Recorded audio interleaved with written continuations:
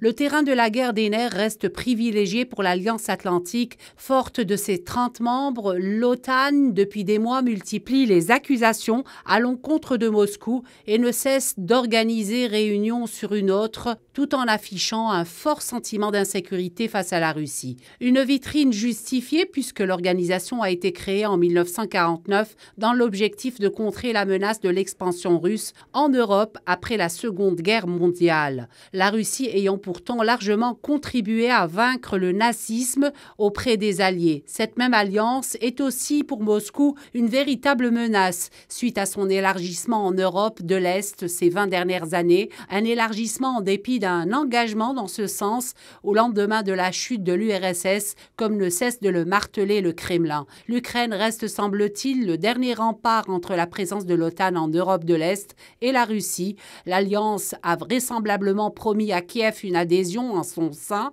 sachant pertinemment l'hostilité du régime actuel à l'encontre de Moscou. Cette adhésion n'aura pas lieu de sitôt face à la volte-face de l'organisation après l'offensive russe en Ukraine. L'OTAN face à la Russie, chacun est dans son rôle, sauf qu'il est à noter que leurs relations sont au plus bas depuis 30 ans.